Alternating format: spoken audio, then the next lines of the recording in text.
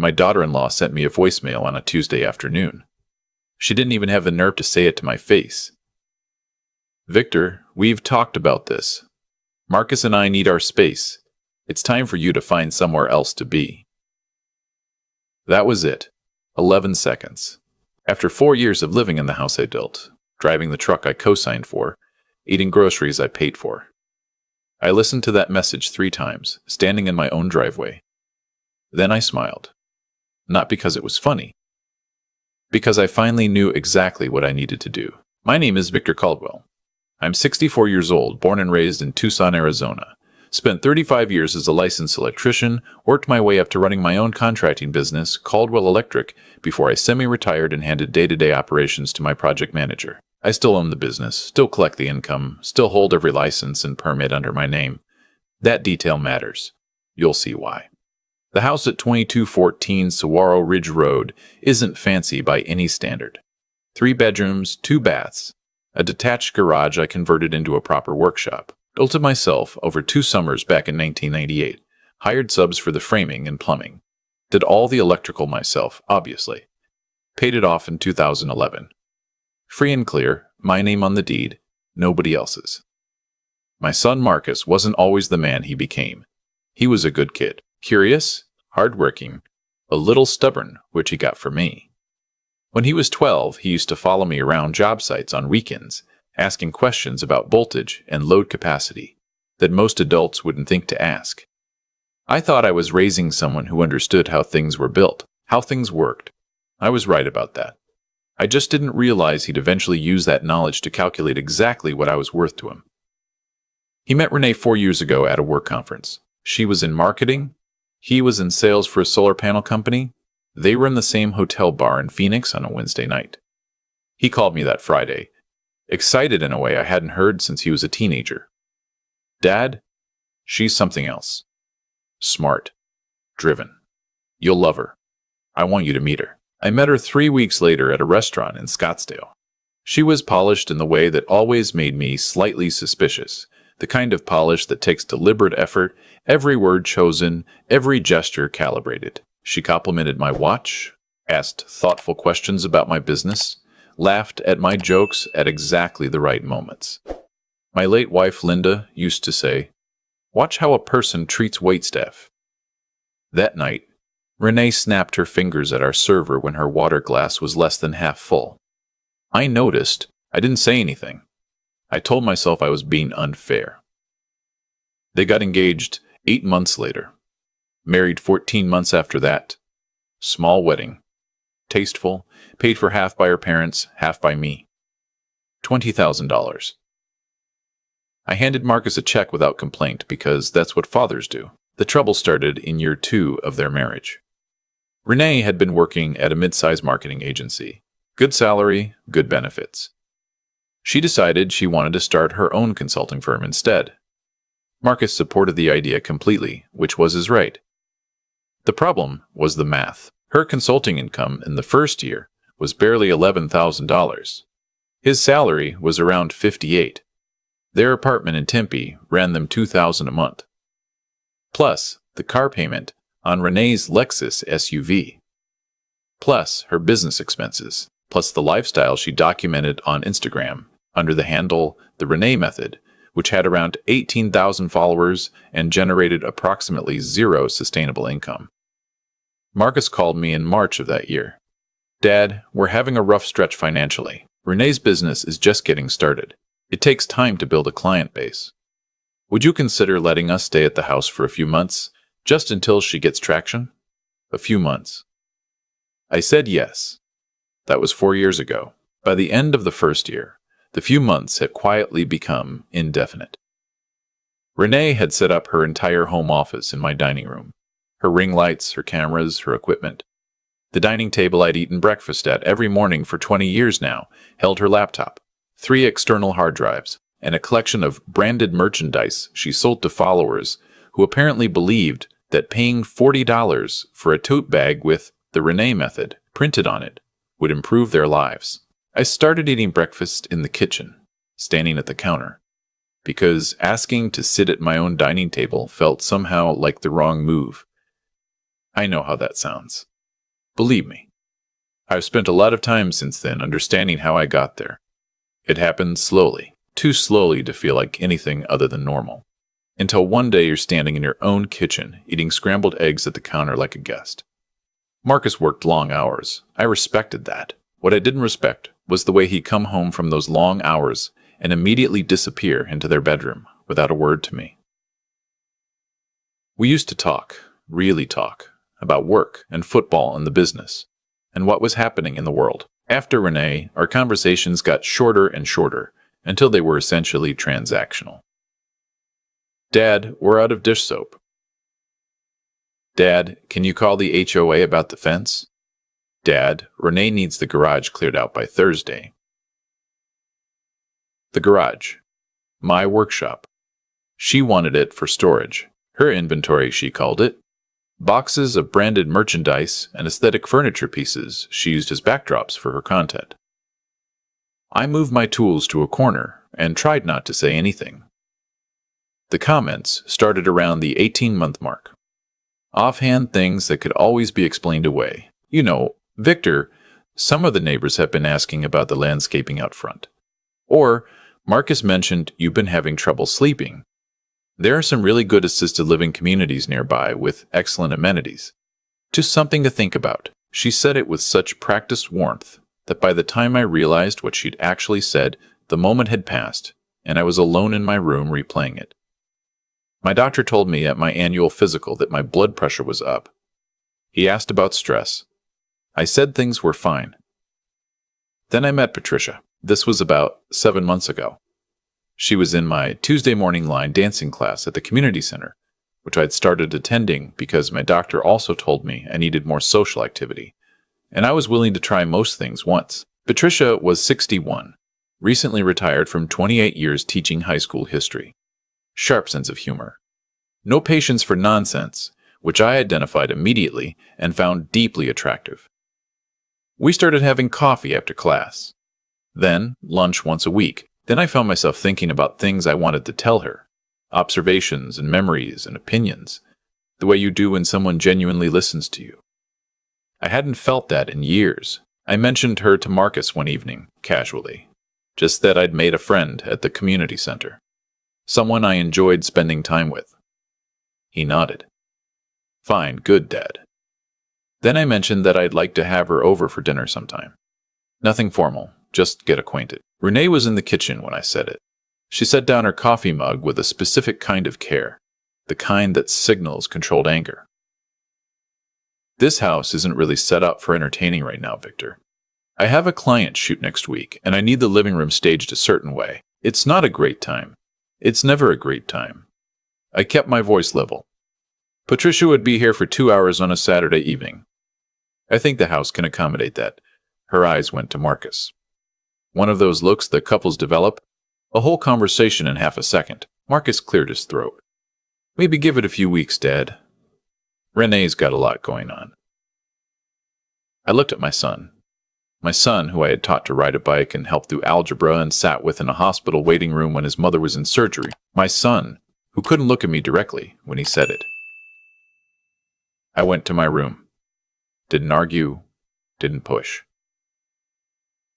Closed the door and sat on the edge of my bed in the house I had built with my hands, feeling like I'd just been told visiting hours were over. 3 weeks later, I came back from a hardware run on a Saturday morning and found Renee filming a video in the living room. Not unusual. What was unusual was the equipment she'd moved. My mother's china cabinet, which Linda and I had gotten as a wedding gift and which had lived in the same corner for 26 years, had been shifted 6 feet to the left because it was in her shot. One of the glass panels was cracked, a clean diagonal crack across the bottom left pane, the kind you get when something is moved without being opened first. I stood in the doorway looking at it for a long moment. Renee noticed me and kept talking to her camera. When she finished, she said, without turning around, "Oh, that was already like that." I didn't notice it until after. The cabinet had not been like that. I had dusted it myself 2 Saturdays before. I didn't say anything. I took a photo of the crack, sent it to my email, and drove back to the hardware store just to have somewhere to go. That night, lying in the dark, I thought about a lot of things. I thought about how Linda would have handled this. She was better with people than me, more patient, more strategic. She'd have found a way to have a real conversation that ended in understanding. But Linda had been gone 11 years, and I was on my own. And I was tired in a way I couldn't fully explain. My phone buzzed around 10:30. A text from Marcus. Not from his usual number. From a number I didn't recognize, though I figured out quickly whose it was. It said, "Dad, Renee and I have talked about this. You make her uncomfortable, and it's affecting our marriage. We need you to start making arrangements to live somewhere else. We're not trying to be cruel, but this is our home now, and we need our space." I read it 4 times. Our home now. I put the phone face down on the nightstand, stared at the ceiling at the light fixture I'd installed myself. In this room I'd slept in for over 20 years. Our home now. I picked the phone back up and typed back one word. Understood. Then I opened my contacts and found the number for my attorney, Howard Briggs. Howard and I had worked together for 12 years on contracts, liability issues, the occasional property matter. He was methodical. Unsentimental. Excellent. I sent him a message, Howard. Need to meet this week. Some things have changed. Urgent-ish. He replied at 6 the next morning. Tuesday at 2. I slept better than I had in months. Here is something people don't understand about running a contracting business for 3 decades. You learn patience. Real patience. Not the gritted teeth kind, but the kind that comes from understanding that complicated jobs have sequences, and the sequence matters as much as the work itself. You don't rough in electrical before the framing is done. You don't pour concrete before the forms are set. Every step has to happen in the right order, or the whole thing fails. I had been thinking about the right order for almost 2 years, not because I expected it to come to this exactly, but because I understood patterns. And I had watched Renee's pattern carefully. The moving in, the expanding, the dining table, the garage, the china cabinet. The comments about assisted living said so warmly, with such apparent concern. These weren't random. They were a progression. So 2 years ago, during what I told Marcus was a routine legal checkup, I had asked Howard to walk me through every document that touched my assets. The deed to the house, the business ownership structure, the co-signed contracts, the financial accounts. I'd made sure everything that was mine was clearly, legally, unambiguously mine.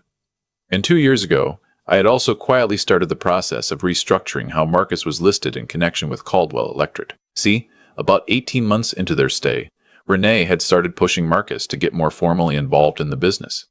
Nothing dramatic, just conversations I overheard. You should have equity, Marcus. Your dad's not going to run it forever. You should be positioned. At the time, Marcus was listed as an informal advisor, a courtesy title I'd given him years ago. No legal weight, no ownership stake. But the way Renee said positioned made the back of my neck feel cold. I had asked Howard to make sure the informal arrangement was clearly documented as exactly that. Informal, revocable, contingent on my continued approval. Howard had done it quietly and thoroughly. That Tuesday at 2, I sat across from Howard in his office and told him about the text message. He listened without expression. Then he said, "They put this in writing? Marcus sent it from what I believe is Renee's phone, different number." So yes. Howard leaned back. "Walk me through what you want." "I want them out." I said it without anger, which surprised me a little. I want them out, and I want to make sure that when they go, they understand exactly what they had and what they chose to throw away. He nodded slowly. "And the business connection?" "I'm revoking Marcus's advisor status. Effective immediately. He's never been compensated for it, never had any legal stake, but I want it formalized and documented that he has no claim, now or in the future, on Caldwell Electric." Howard made a note. "Timeline? I want them to have 30 days. Legal notice. Proper process. I'm not trying to put them on the street overnight. I just want them to understand this is real. I'll have everything prepared by Friday." He paused. Victor, they're going to be caught off guard. Are you prepared for that? I've been prepared since the day she cracked my mother's china cabinet and told me it was already like that. Howard didn't smile exactly, but something shifted in his expression. Respect, maybe. Okay, let's get to work. I spent the next 3 days behaving completely normally. I made coffee in the morning, said good morning to Marcus. Didn't mention anything. Renee filmed her content, moved equipment around the living room.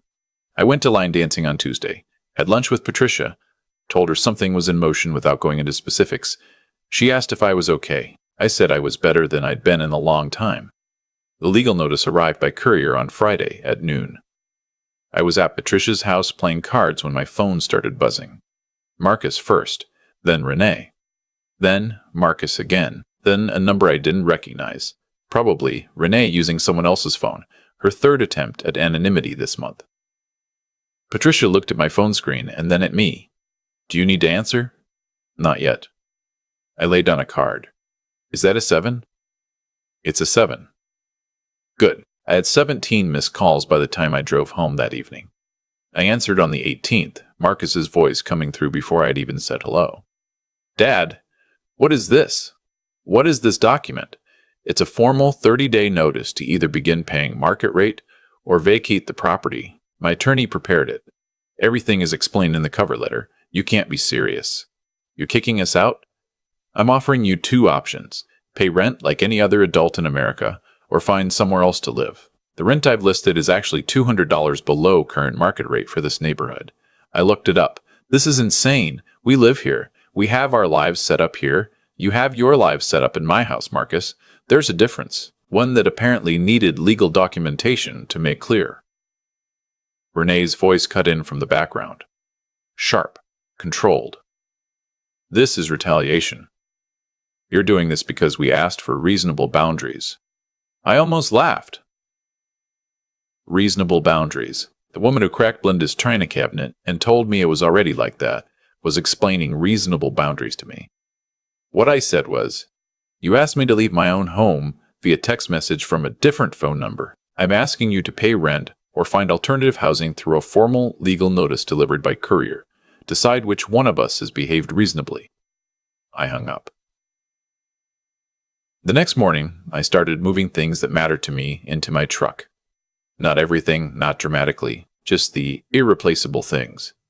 A box of Linda's photographs. My tools, the real ones. My grandfather's level and the set of Klein wire strippers I'd carried on every job for 30 years. The china cabinet, cracked panel and all, which I wrapped carefully in moving blankets and put in the bed of the truck. I wasn't leaving. Not yet. I was protecting what couldn't be replaced before anything else happened to it. Marcus came outside while I was loading the cabinet. Dad, come on, let's talk about this. I kept rapping. Talk about what? About all of it. About how we can work something out. Maybe a lower rent figure, or a longer timeline. I set down the moving blanket and looked at him. Marcus, you sent me a text message telling me I make your wife uncomfortable and that I should arrange to live somewhere else, in my house. That I built. Where your mother and I raised you. He had the grace to look away. I know. That was wrong. Renee was upset, and I should have talked to you directly. You should have talked to me directly 2 years ago when this started, when I moved into my own bedroom like a visitor. When the dining table I ate breakfast at for 20 years became her office. When she moved her grandmother's china cabinet and cracked the glass and told me it was already like that. His jaw tightened. She felt crowded. The house is small. The house is 1,200 square feet, and she has the dining room, the living room, staging area, and most of the garage. I have 1 bedroom and a corner of the workshop. Who exactly is crowded? He didn't answer. The rent in the notice is fair. I had it compared against 3 similar properties. If you can meet it, we can talk. If you can't, then I suggest you start looking. I picked up the moving blanket again. You've got 30 days. Renee appeared in the doorway. She was wearing the kind of expression that on camera would have looked like dignified suffering. In person, it just looked like someone recalibrating. "Victor," she said, "you're making a decision that can't be undone. Our marriage is under enormous financial stress right now. If you force us out, you're choosing your pride over your son's well-being." "I've been choosing my son's well-being for 35 years, I said. "I paid for his education, co-signed his first car loan, let you both live here rent-free for 4 years while your business found its footing. I built this house myself. I never once made him feel like a stranger in it." I looked at her directly, which I'd learned she found uncomfortable. What I'm choosing now is to stop letting that be mistaken for weakness. She went back inside. I finished loading the truck and went to see Howard. There was a second piece to this, one I hadn't told Marcus about yet. 18 months ago, Renee had convinced Marcus to take out a personal loan for what she called a business expansion. Her consulting firm was going to grow into a full agency. She needed equipment, a professional studio space, branding, investment. The loan was $42,000. Marcus had asked me to co-sign. I had done it because I was still trying to believe in the version of events where this all worked out. 3 weeks before the text message, I had visited Howard and signed the paperwork to formally request removal as co-signer, citing change of personal circumstances. Specifically documented estrangement following the text. Howard had submitted it to the lender, a regional bank in Phoenix. The bank's review period was 2 to 3 weeks, which meant that right around the time the 30-day notice expired, Marcus and Renee would also receive a letter informing them that their loan was being reevaluated without my income as a backing guarantee, and that the remaining balance of $38,000 might need to be addressed. The timing wasn't accidental. I understood sequences. Patricia took me to dinner the following Friday. Not to celebrate, she said, just to make sure I ate something real. We went to a small Mexican place near the University District that she'd been going to for years. Strong margaritas, excellent green chile. She asked how I was holding up. Better than I expected, I told her. Worse than I'd like. That's honest. I keep thinking about who Marcus used to be, whether that person is still in there, or whether I've just been holding on to a memory. She considered that. I think people can come back to themselves, she said, but usually only after they've lost the thing that was pulling them away. I thought about that for a long time on the drive home. The 30 days moved forward. Marcus and Renee made no payment. They called twice to try to negotiate, once to threaten, once to appeal to sentiment. Each time I directed them to Howard's office. Each time Howard reported back, no meaningful engagement, no payment plan, no movement. I had already arranged a short-term rental in a casita on the east side of Tucson. $1,200 a month, furnished, small courtyard, enough space for my tools and my clocks and my coffee maker. I moved my remaining things out one weekday morning while Marcus was at work and Renee was filming, left a note on the kitchen counter with Howard's contact information. By the time the 30-day period officially expired, I was settled. Howard filed a formal eviction notice with Pima County Court the following morning. Given the clean documentation and zero evidence of any payment attempt, the hearing was scheduled within 3 weeks. Their attorney, someone from a small general practice firm who looked like they'd rather be anywhere else, argued financial hardship and family obligation. Howard presented the property deed, 4 years of utility records, the formal notice, the certified mail receipt, and a simple spreadsheet showing $0 received from the occupants across 48 months of occupancy. The judge ruled in my favor in under 20 minutes, 30 days to vacate, full and complete. Renee cried in the hallway outside the courtroom. Real tears this time, not the camera kind. Marcus had his hand on her shoulder and was looking at the floor with the expression of someone doing math they didn't like. I walked past them toward the exit. I didn't say anything. There was nothing left that needed to be said inside a courthouse. Howard caught up with me in the parking lot. The bank letter will go out next week, he said. He meant the co-signer withdrawal notification. I know. I'd already heard from the lender confirming the timeline. The letter arrived 8 days later. I know because Marcus called me at 7 in the morning, voice stripped of the careful modulation he'd been using for the past month. Dad, the bank is calling the loan. I know. You knew this was coming? When did you file this? Before the eviction notice, when you sent me that text message. Silence. Long enough that I thought the call had dropped. Then, how much of this did you plan? All of it, I said. Not out of spite. Out of preparation. There's a difference. We can't pay $38,000, Marcus. Not even close, we don't have it. Then I suggest you talk to the bank about your options. They offered 3. Find a replacement cosigner, pay the balance, or accept the consequences. Who's going to cosign for us now? That's a question you should have considered before sending me that message. He hung up. I made myself a second cup of coffee and watched a quail walk across the courtyard with 7 babies behind her in a line. Tucson has a lot of quail. I'd forgotten how much I liked watching them. Renee's Instagram had gone mostly dark. She posted once after the court hearing, something vague about navigating family trauma and protecting your peace. It got a few hundred likes, nothing close to her usual engagement. Someone in the comments had found the court records and started asking pointed questions. She'd turned off comments by the next morning. 3 weeks after the court ruling, they vacated. I drove by the house the afternoon Howard confirmed possession. Didn't go in, just sat in my truck at the curb for a few minutes, looking at the exterior, at the roof line I'd built, the front porch I'd poured myself in 2001. A couple bought it 5 weeks later. Young, 2 kids, both teachers. They loved the workshop. The wife wanted to use it for ceramics. I told her the electrical was solid throughout, permitted and inspected, and that the house had never had a major problem that wasn't addressed immediately. She said it felt like a home that had been taken care of.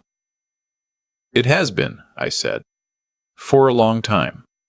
We closed in late spring. The net from the sale, after the remaining mortgage and costs, was enough to buy the casita I've been renting and still have a significant amount set aside. Caldwell Electric continued generating income. My retirement accounts were untouched. I was sitting in my courtyard one evening in early June when Marcus sent a text from a number I didn't recognize. His again, I could tell from the phrasing. It said, Renee left. She found someone else. We're separating. I'm staying at a friend's place. I don't know what I'm doing. I'm not asking for anything. I just thought you should know. I read it twice. Then I typed back, I'm sorry. That's genuinely hard. I hope you take time to figure out what you actually want. I didn't say anything else. I didn't offer help. I didn't tell him I told him so, because I hadn't, not once, and I wasn't going to start now. Patricia came by that evening with a bottle of wine and some kind of bean dip she'd made from scratch. We sat in the courtyard until it was full dark, talking about her daughter's new job in Colorado and whether I was going to keep the line dancing class through the summer heat. Tell me something, she said at some point. Do you think he'll figure it out? I don't know. I think he has to want to figure it out first. And if he does, then we'll see. People can change. I believe that.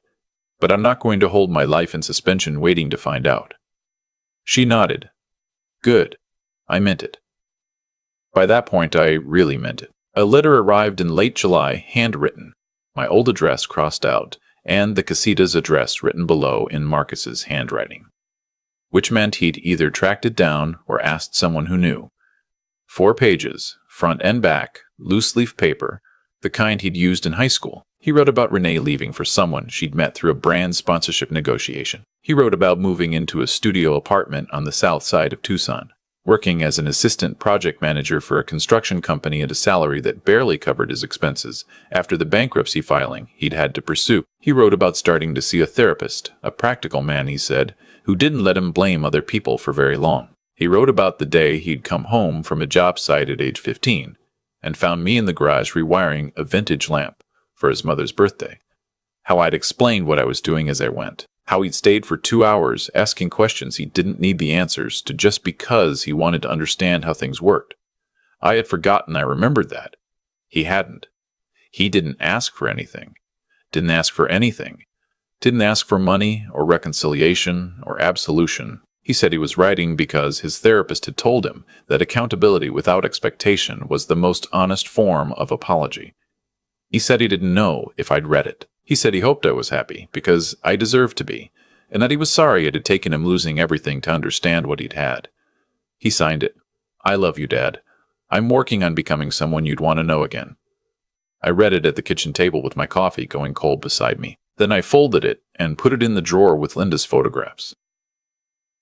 I didn't respond right away. Maybe I would, eventually. Maybe a letter back. Not a phone call. Not yet. Something that acknowledged the effort without pretending the distance was already closed. Because it wasn't. Trust isn't rebuilt with one honest letter, no matter how honest it is. It's rebuilt the way houses are built, in sequence, one thing at a time, with patience and with someone who actually shows up to do the work. Patricia won 3 out of 4 chess games that Sunday. She usually wins more, but I was distracted, which she noted and did not take advantage of, which I appreciated. Afterward, she asked if I wanted to drive out toward the Rinkins, just to get out of the city for a few hours. We took my truck, windows down, no destination in particular, the desert going gold and rust in the late afternoon sun. Saguaros throwing long shadows across the highway. I told her about the letter. Most of it, she listened without filling in the silence, which is one of the things about her that I couldn't have fully appreciated until I'd spent 4 years living with someone who treated every silence as a space to fill with her own voice. "What are you going to do?" she finally asked. "Nothing yet. He needs to show me the work, not just describe it." That's fair. I've been thinking about something he said. That he wanted to be someone I'd want to know again. Not someone I'd forgive, not someone I'd help, someone I'd want to know. She turned to look at me. That's a different kind of ask. It is. I kept my eyes on the road. It means he understands it's not about going back. It's about whether there's anything worth going forward to. Do you think there is? I thought about the 15-year-old who stayed 2 hours in the garage, asking questions he didn't need answers to. I thought about the 22-year-old who called me first when he got his initial job offer, voice cracking a little with pride, wanting me to be proud too. I thought about how far a person could travel from their own best self, and whether the road back was ever really closed. "Maybe," I said.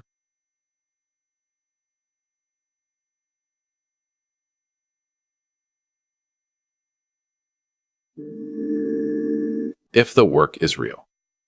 But that's his job, not mine. My job right now is this. I gestured at the highway, the desert, Patricia beside me, the open evening ahead. She laughed, quiet and genuine. "You know," she said, "you're a lot more patient than you think you are." I learned it from clocks. She looked at me sideways. "You don't have any clocks." I used to. I smiled. Metaphorically, we drove until the sun was most of the way down, and then turned back toward Tucson, back toward the casita with its courtyard and its quail, and the small, honest life I'd built out of the wreckage of someone else's assumptions. I had chosen myself, not dramatically, not with a speech, not with a final crushing line delivered in a parking lot. Just quietly, methodically, the way you wire a house. One connection at a time, in the right sequence, until the whole thing holds. The lights came on. People talk about karma like it's something that happens to you from the outside. Like the universe keeps score and eventually sends a bill. I don't think about it that way. I never have. What I believe, after 64 years and one very clarifying stretch of about 4 years, is simpler than that. What you build, you keep. What you take without earning, you can't hold. And the moment you mistake someone's patience for permission, you've already started losing something you don't know you had. Renee never understood what she was actually living in. She saw a house, square footage, a dining table that fit her ring lights, a garage with enough space for inventory. She saw a co-signer's income on a loan application. She never saw the 35 years of work that made any of it possible, The weekends on job sites, the permits pulled, the concrete poured by hand. She looked at what I'd built the way someone looks at a hotel room. Useful for now, disposable when something better comes along. Marcus understood at once. That's the part that still sits with me. He wasn't always someone who could look at his father's house and see only square footage. He was the kid who stayed 2 hours in the garage asking questions he didn't need the answers to, just because he wanted to understand how things worked. Somewhere in those 4 years, he stopped asking questions and started taking things for granted. That's not Renee's fault entirely. She found something in him that was already capable of that. She just gave it room to grow. I'm not angry at either of them. I was, briefly, on the night I read that text. But anger is expensive, and I've never liked paying for things that don't hold their value. What I am is clear. Clear in a way I haven't felt in years, maybe longer. When you spend enough time managing other people's comfort at the cost of your own, you forget what it feels like to simply be at ease in your own life. I'd been eating breakfast at my own counter for 2 years. 2 years, and I told myself it wasn't worth making an issue of. That's not patience, that's erosion. And the difference matters. The hardest part wasn't the eviction or the legal process, or even selling the house I'd built with my own hands. The hardest part was accepting that I had allowed it, that my kindness had no terms attached, and people who don't understand terms will always push until they find the edge. The ethical thing, I've come to believe, isn't endless accommodation. It's honesty, early, before the accommodation becomes the agreement. I didn't do that soon enough. That's on me. But here's what I also know. It's never too late to require honesty from yourself, even if you're late requiring it from others. The sequence still works. You correct the error, you do the next right thing, and the structure holds. That's true in electrical work, and it's true in life. Marcus is doing the work now, real work, the kind that shows up in 4 handwritten pages on loose-leaf paper with no ask attached. Whether that work becomes something we can build on, I genuinely don't know yet. I'm not holding my life in suspension, waiting to find out. But I'm not closing the door either. I left it the way you leave a junction box, covered, protected, accessible, if the right connection ever needs to be made. For now, there are quail in my courtyard every morning. Patricia wins more chess games than she loses. The casita is small and entirely mine. And I wake up every day in a life that fits me. That's not a small thing.